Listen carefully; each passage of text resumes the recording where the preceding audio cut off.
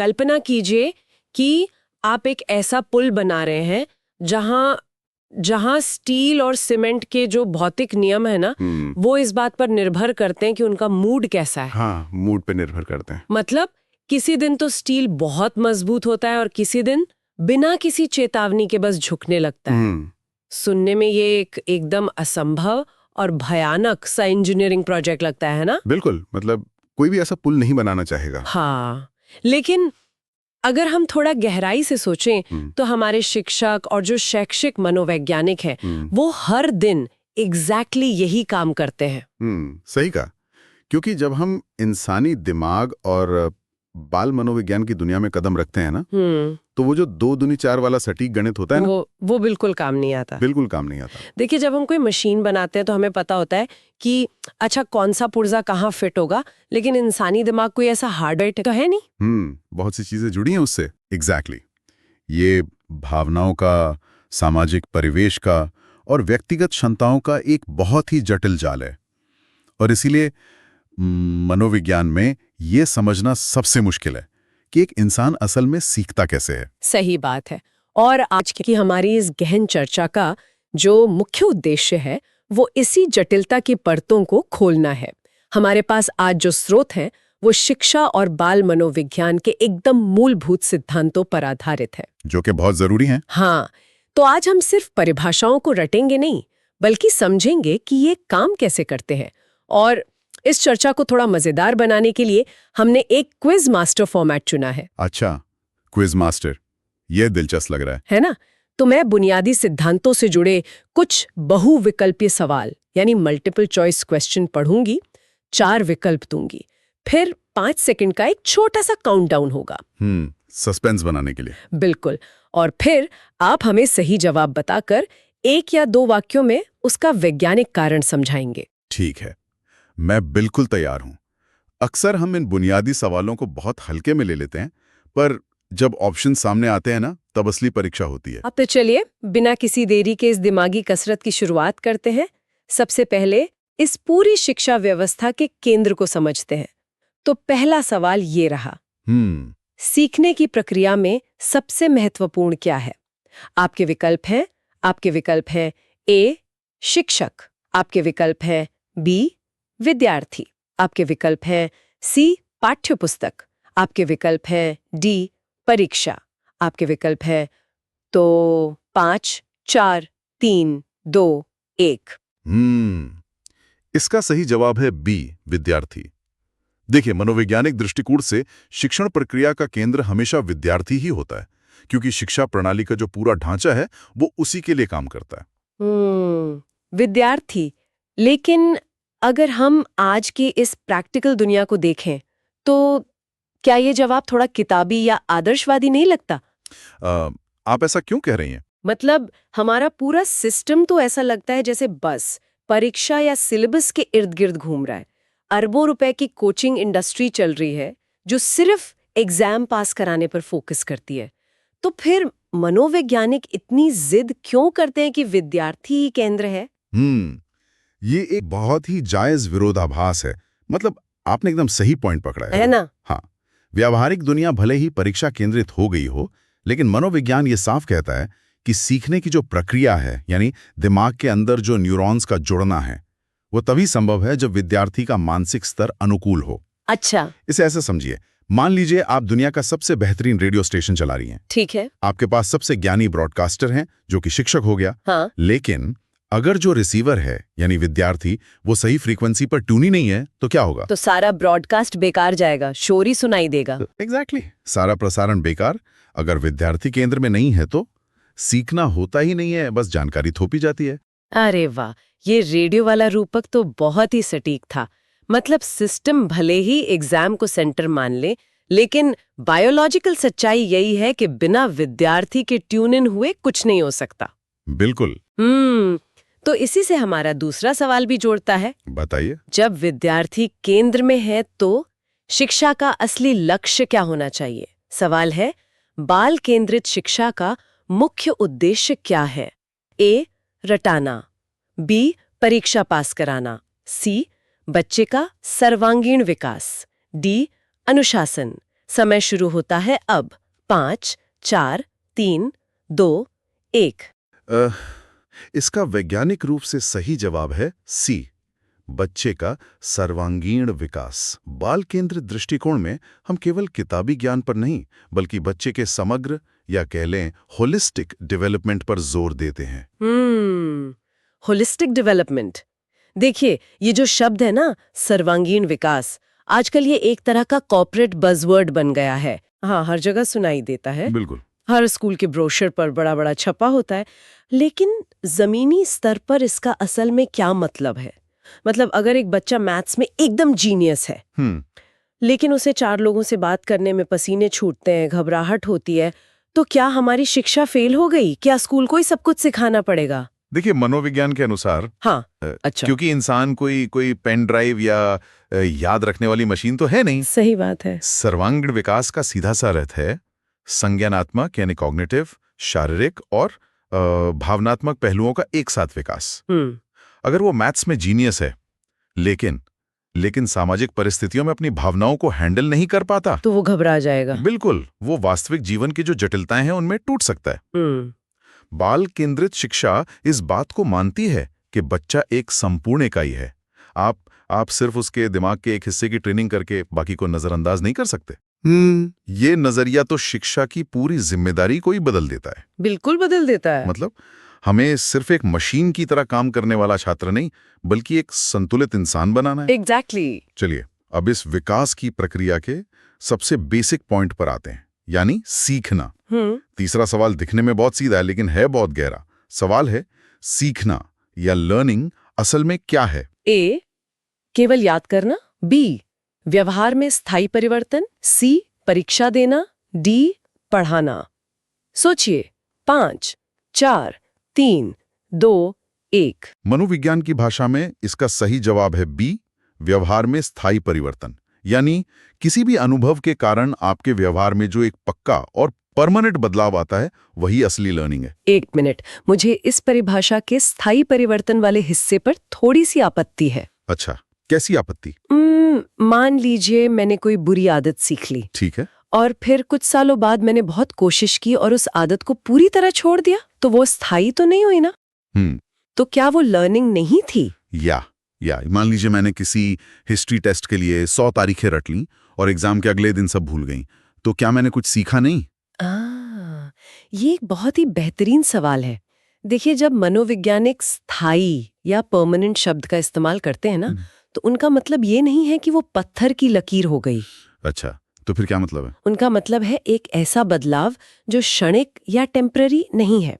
जैसे थकान की वजह से या नशे या बीमारी के कारण जो बदलाव आते हैं, वो लर्निंग नहीं है। वो तो बस उसी वक्त के लिए होते हैं। बिल्कुल। अब अगर आपने कोई बुरी आदत सीखी, तो उस आदत ने आपके व्यवहार को एक लंबे समय तक बदला है ना? हाँ, वो तो है। तो वो लर्निंग थी। और जब आपने उसे छोड़ा, तो वो एक तरह की अनलर्निंग या नई लर्निंग थी। ओह, मतलब वो भी एक प्रोसेस था। एग्जैक्टली। लेकिन जो तारीखें आपने रटी और अगले दिन भूल गईं, मनोविज्ञान उसे सीखना नहीं मानता। क्या बात कर रहे हैं? हाँ, वो सिर्फ आपके दिमाग की शॉर्ट टर्म मेमोरी का एक अस्थायी काम था। सीखना असल में वो है जो आपके सोचने या काम करने के तरीके को बुनियादी तौर पर बदल दे। क्या बात है। मतलब रटना और सीखना, ये दोनों बिल्कुल ही अलग अलग प्रक्रियाएं हैं। रटना एक तरह से कच्ची पेंसिल की लिखावट है जो जल्दी मिट जाती है, और सीखना दिमाग की वायरिंग को बदल देना है। बिल्कुल सही कहा आपने, वायरिंग बदलना ही सीखना है। और ये जो वायरिंग बदलने का काम है, ये तो बचपन में बहुत जल्दी शुरू हो जाता है ना? हाँ, एकदम शुरुआत से। तो आइए इसी से जुड़े अपने चौथे सवाल की तरफ बढ़ते हैं। ये मशहूर मनोवैज्ञानिक पियाजे के सिद्धांत पर है। जीन पियाजे। हाँ, चौथा सवाल। पियाजे के अनुसार संज्ञानात्मक विकास या कॉग्निटिव डेवलपमेंट का पहला चरण कौन सा है? ए, संवेदी गति। बी, पूर्व संक्रियात्मक। सी, ठोस संक्रियात्मक। डी, औपचारिक संक्रियात्मक। तो 5, 4, 3, 2, 1। इसका सही जवाब है ए, संवेदी गति, जिसे हम अंग्रेजी में सेंसरी मोटर स्टेज कहते हैं। ये जन्म से लेकर लगभग 2 वर्ष तक का शुरुआती चरण है, जहां बच्चा मुख्य रूप से अपनी इंद्रियों यानी सेंसेस के माध्यम से दुनिया को समझता है। ये काफी लॉजिकल भी लगता है, क्योंकि एक नवजात शिशु को तो कोई भाषा नहीं आती ना। अब बिल्कुल नहीं। उसके पास कोई डिक्शनरी नहीं है। तो ये कुछ वैसा ही है जैसे कोई नया कंप्यूटर सिस्टम पहले बार अपने हार्डवेयर और सेंसर्स को टेस्ट कर रहा हो। बहुत ही अच्छा उदाहरण दिया आपने। मतलब वो हर चीज को छूकर, चखकर या देखकर ही अपना डेटाबेस तैयार कर रहा है। बिल्कुल। आपने शायद ध्यान दिया होगा कि एक छोटा बच्चा हर चीज को सीधे अपने मुंह में डालता है। अरे हाँ, हर चीज। या खिलौनों को बार बार जमीन पर गिराता है। तो वो कोई शरारत नहीं कर रहा है, वो असल में एक नन्हे वैज्ञानिक की तरह प्रयोग कर रहा है। अच्छा, तो वो एक्सपेरिमेंट कर रहा है। हाँ? वो अपनी इंद्रियों जैसे देखना, स्वाद लेना और अपनी गतिक क्षमताओं यानी चीजों को पकड़ना, छोड़ना, इनके बीच एक तालमेल बैठा रहा है। और इसी सेंसरी मोटर गतिविधि से उसके दिमाग में गुरुत्वाकर्षण, आकार, बनावट, इन सब जटिल विचारों की नींव पड़ती है। ये सोचना ही कितना अद्भुत है कि एक बच्चा जो हमें लग रहा है कि सिर्फ खिलौना गिरा रहा है, वो असल में फिजिक्स के नियमों का अपना पहला पाठ पढ़ रहा है। बिल्कुल, वो फिजिक्स ही सीख रहा है उस वक्त। तो अब जब हमने दिमाग के विकास की शुरुआत को समझ लिया है, तो चलिए अब उस चीज पर बात करते हैं जो इस विकास का एक तरह से एंड रिजल्ट मानी जाती है, यानी हमारी बुद्धि, हमारी इंटेलिजेंस। बहुत ही दिलचस्प विषय है ये। तो 5वां सवाल, बुद्धि को किसने समस्या समाधान की क्षमता कहा? ए बिने, बी गार्डनर, सी थॉर्नडाइक, डी स्टर्न। सोचिए। 5, 4, 3, 2, 1। इसका सही जवाब है डी स्टर्न।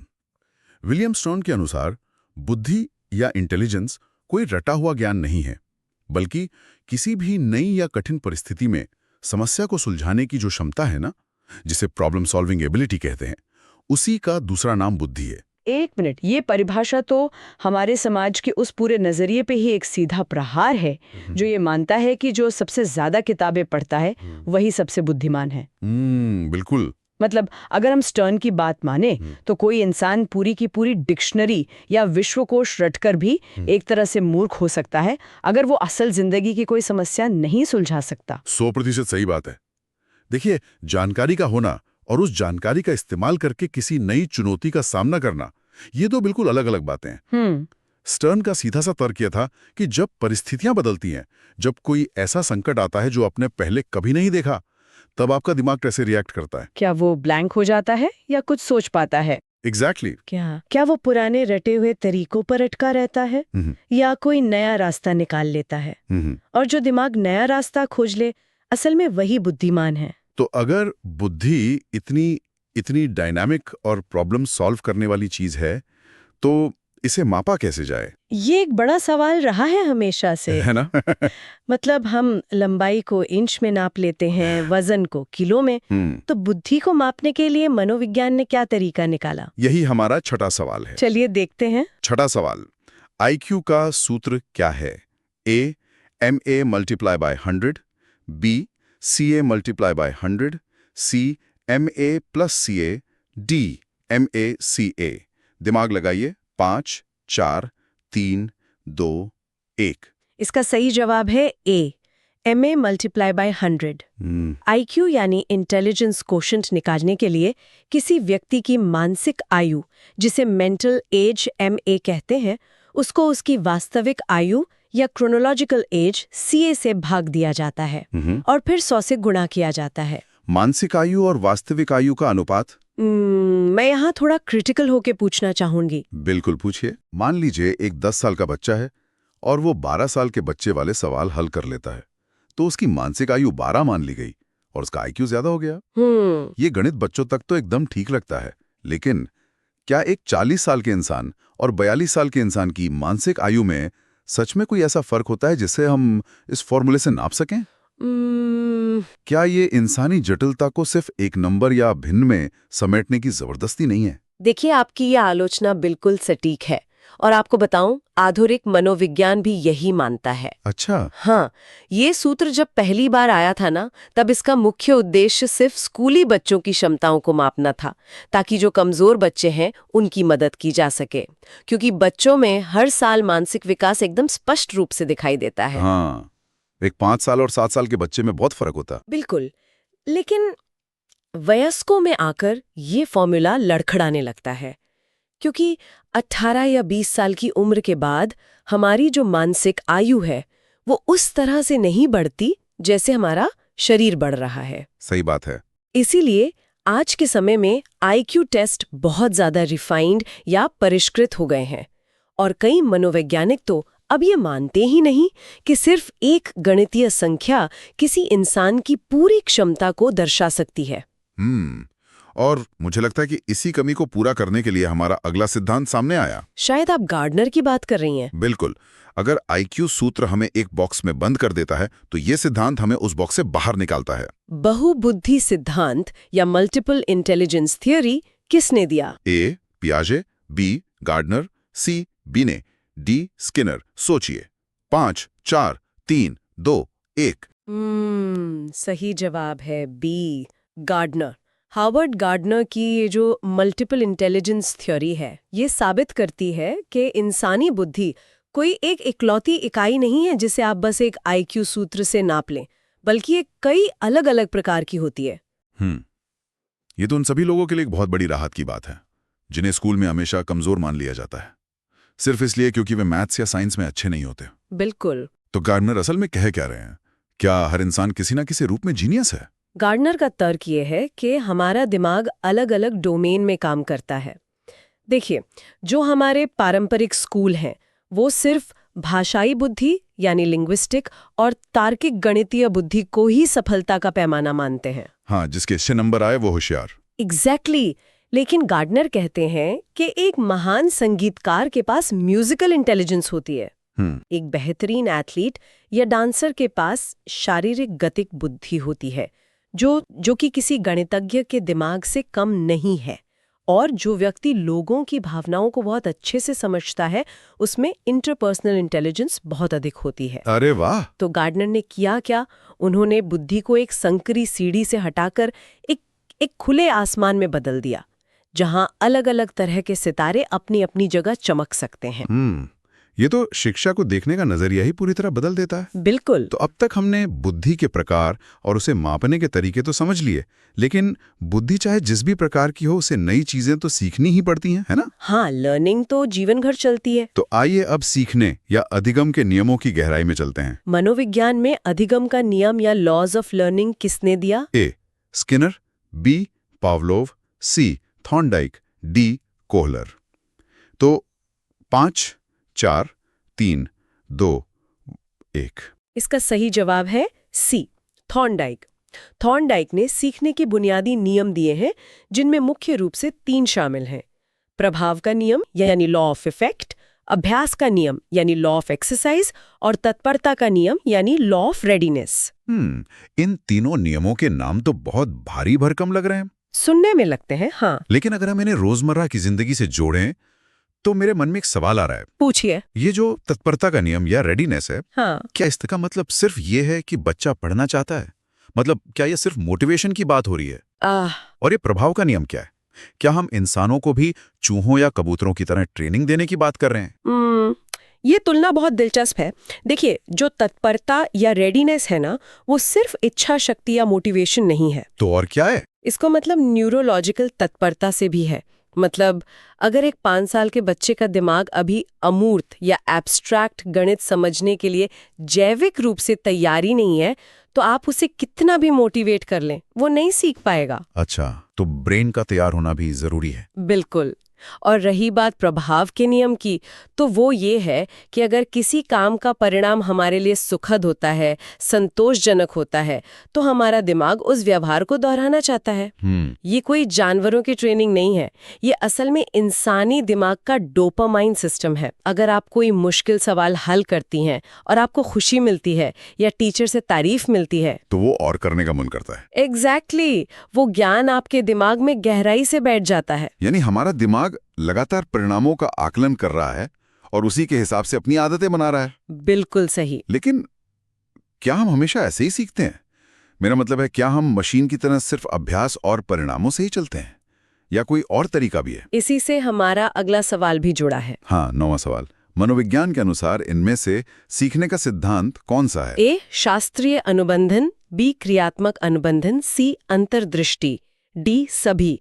ध्यान से सोचिए, 5 4 3 2 1। सही जवाब है डी सभी।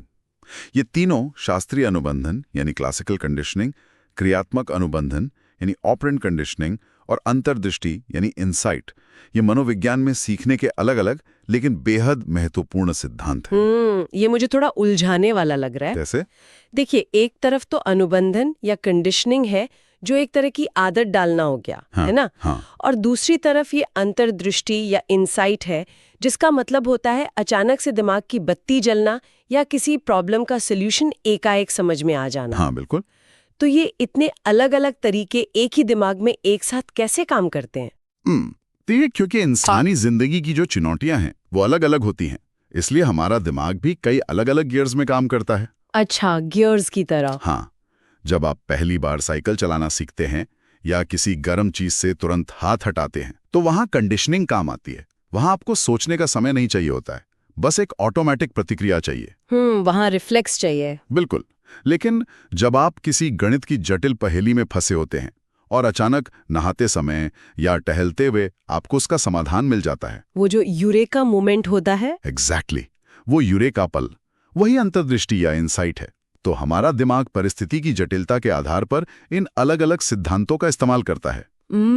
ये सचमुच एक बहुत ही अद्भुत तंत्र है। बिल्कुल। तो अब तक की हमारी इस चर्चा में हमने ये देखा कि हर बच्चा अलग तरह की बुद्धि लेकर आता है, जैसा गार्डनर ने कहा। हाँ, वो अलग अलग नियमों और सिद्धांतों से सीखता है, जैसा थॉर्नडाइक और पियाजे ने बताया। सही। तो अब सबसे बड़ा सवाल ये उठता है कि इन सभी अलग अलग क्षमताओं वाले और अलग अलग तरीकों से सीखने वाले बच्चों को एक साथ एक ही समाज में कैसे पिरोया जाए? यही सबसे बड़ी चुनौती है। और यही आज का हमारा 10वां और आखिरी सवाल है। समावेशी शिक्षा या इंक्लूसिव एजुकेशन का अर्थ क्या है? ए, केवल सामान्य बच्चे। बी, केवल विशेष बच्चे। सी, सभी बच्चों को साथ पढ़ाना। डी, अलग अलग शिक्षा। अंतिम सवाल है 5 4 3 2 1। और इसका सही जवाब है सी, सभी बच्चों को साथ पढ़ाना। समावेशी शिक्षा का जो मूल अर्थ है ना, वो है सभी के लिए समान अवसर, जहां शारीरिक, मानसिक या सामाजिक रूप से भिन्न होने के बावजूद हर बच्चा एक ही क्लासरूम में बिना किसी भेदभाव के एक साथ सीखता है। लेकिन अगर हम इसे थोड़ा प्रैक्टिकल नजरिए से देखें, बताइए। अगर गार्डनर के अनुसार सबकी बुद्धि अलग है, थॉर्नडाइक के अनुसार सबके सीखने की तत्परता अलग है, तो क्या एक ही कमरे में सामान्य बच्चों और विशेष बच्चों को साथ पढ़ाना एक टीचर के लिए अव्यवस्था या केओस पैदा नहीं कर देगा?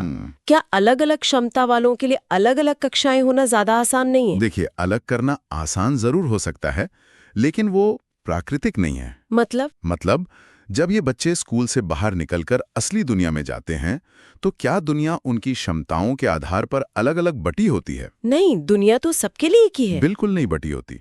तो समावेशी शिक्षा असल में हमारे समाज का ही एक छोटा रूप या माइक्रो वर्जन है। जब अलग अलग क्षमताओं वाले बच्चे एक साथ पढ़ते हैं ना, तो वे केवल मैथ्स या साइंस नहीं सीखते। वे एक दूसरे से सहानुभूति यानी एम्पैथी सीखते हैं, टीम वर्क सीखते हैं और विविधता का सम्मान करना सीखते हैं। और जैसा कि हमने शुरुआत में ही कहा था, शिक्षा का लक्ष्य सर्वांगीण विकास है, केवल परीक्षा पास करना नहीं। ये एक बहुत ही सुंदर और तार्किक निष्कर्ष है। अलग अलग करना शायद प्रशासनिक रूप से भले ही आसान हो, लेकिन एक साथ पढ़ाना ही एक स्वस्थ समाज का निर्माण कर सकता है। बिल्कुल, 100%। क्या कमाल की चर्चा रही। मतलब आज हमने एक विद्यार्थी को सीखने के केंद्र में रखने से लेकर उसके दिमाग में पैदा होने वाले स्थायी परिवर्तनों, उसकी प्रॉब्लम सॉल्विंग क्षमताओं और अंततः उसे एक समावेशी समाज का हिस्सा बनाने तक के पूरे सफर को बहुत ही बारीकी से डिकोड किया। बहुत ही मजेदार तरीके से डिकोड किया। और इस पूरी चर्चा से जो सबसे बड़ी बात निकलकर सामने आती है वो यही है कि इंसान का दिमाग किसी एक फैक्ट्री के ढांचे में नहीं ढाला जा सकता। बिल्कुल नहीं। मनोविज्ञान हमें यही सिखाता है कि हमें शिक्षा प्रणाली को बच्चे के अनुकूल बनाना चाहिए, ना कि बच्चे को एक कठोर व्यवस्था में जबरदस्ती फिट करने की कोशिश करनी चाहिए। एकदम सही। ये चर्चा वाकई उन सभी बुनियादी धारणाओं को चुनौती देती है जिनके साथ हम बड़े हुए हैं। बिल्कुल देती है। तो अब जब हम इस विस्तृत विश्लेषण के बिल्कुल अंत पर आ गए हैं, मैं एक विचार छोड़कर जाना चाहूंगी। आज हमने इस पूरी दिमागी कसरत से ये समझा कि विज्ञान के अनुसार सीखना असल में हमारे व्यवहार में एक स्थायी परिवर्तन लाना है सही। और बुद्धि किसी भी नई परिस्थिति में समस्या को सुलझाने की क्षमता का नाम है। तो जरा गहराई से सोचिए, हमारी आज की ज्यादातर परीक्षा प्रणालियां जो साल के अंत में सिर्फ कागज पर कुछ रटे रटाए जवाब मांगती हैं, क्या वे सच में ये माप पा रही हैं कि किसी के व्यवहार में कोई परिवर्तन आया या नहीं? ये सोचने वाली बात है। क्या 3 घंटे का एक टेस्ट किसी इंसान की वास्तविक समस्या सुलझाने की क्षमता का प्रमाण हो सकता है? या फिर शायद हमें इन बच्चों का मूल्यांकन करने के तरीकों में ही एक स्थायी परिवर्तन लाने की सख्त जरूरत है? इस सवाल को अपने दिमाग में गूंजने दीजिए। आज की इस गहन चर्चा में हमारे साथ जुड़ने के लिए बहुत बहुत धन्यवाद। मिलते हैं अगली बार एक नए विषय